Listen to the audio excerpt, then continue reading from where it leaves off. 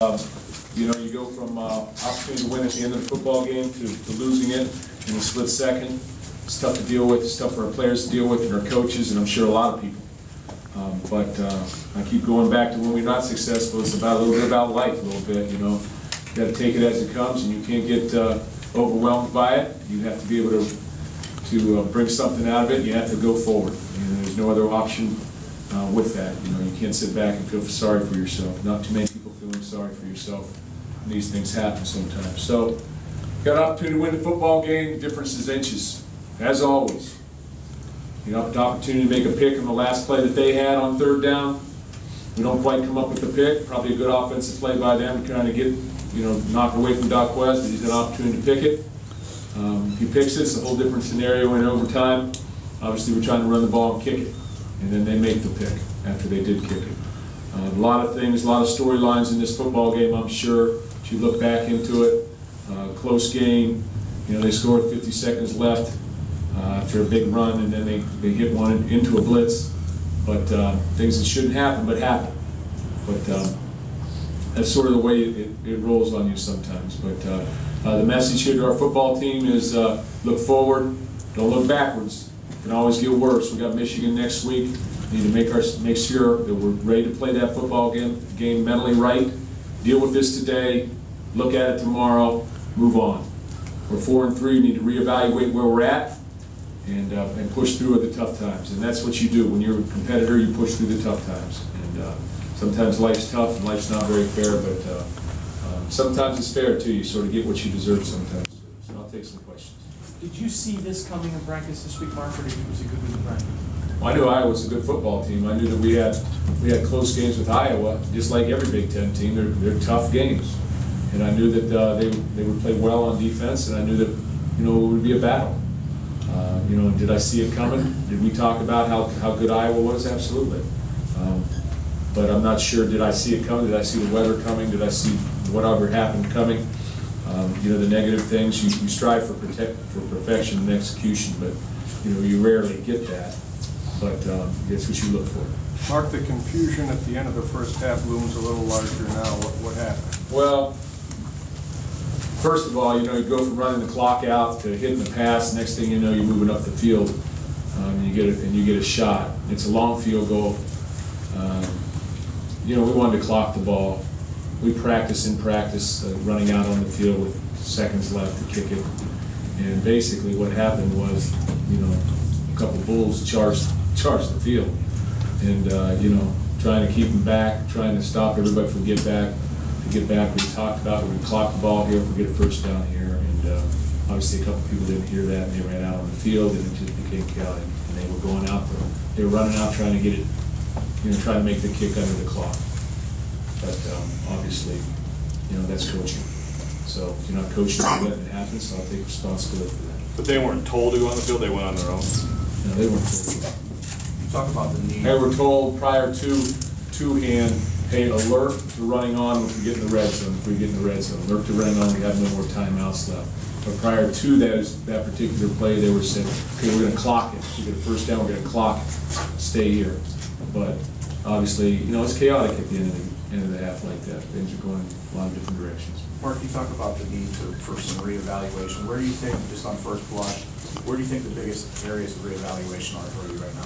Well, I think what we got to look at in terms of, you know, where we're at as a program right now. You know, what's the next step for us? Go to Michigan. When I say reevaluate, I'm not talking about personnel. I'm talking about what we're doing right now, because we have to critique what we did and who did what and everything. What I'm talking about is when we say reevaluate our goals, reevaluate where we're at. Okay, what do we have to do now to win the Legends? What has to happen? Are we in that mix? What do we have to do next week? Obviously, we have to win next week. You know, so all the different things that go along with losing the football game, you have to reevaluate where you're at, and look at the standings, and look at those things. And that's all that I mean by that. You know, we still have a very good football team. We lose two very close games right now. You know, you throw Notre Dame in. You know, I don't know if you guys want. You can call it what you want, but when you lose a game in double overtime, you know, you're looking for a play here, a play there. They're there. You just got to make them. Same thing when you lose by one. You just got to make the play. Mark, how much concern or coach the play. How much concern is there with the defense now? Another chance to get off the field on that last drive in regulation. I thought our defense played well. They make a run at the end of the game. Wiseman makes the long run, and then they hit it up in there on the touchdown run. So it's disappointing, but what we had on, what did we have a pressure on? What happened? They caught us in 2-man on third down. It's third down, 2-man is 5 under, 2 deep, and they caught us in that. When we tried to get out of it, our front did get out of it and orbited out of it. But our secondary did not get out, did not make the check to get out of it. So, they were playing deep half, which people play, still should be a 30-yard run. And, it sort of breaks the perimeter, should be about a 7-yard run. But they miss a tackle on it, it gets the edge, he's tough to bring down in the field. Coach, the last play of the football game, what happened? How did you see it? We're running a sort of a snag route, sit-down route to Keith Mumphrey. Ball thrown a little bit high, got his fingers on it and tipped it, rather than if he makes the catch, or if the ball is a half-inch shorter, run and throw, it's probably a catch, maybe close to a first down, because he's going to pull it in and get north, get vertical. But the ball gets tipped up in the air and tipped right up in the air to the guy standing right there. And so, it's promising as things look, it's like that, it is. And it's tough. When you're standing there on the sideline, you're standing there with the microphone and everything, you just sort of, wow. If you're standing there doing it, it's very difficult to handle. You're sort of stunned. Mark, with 3 home losses and the next 2 on the road, would you call this kind of a gut check time for your team? Yeah, it's gut check time.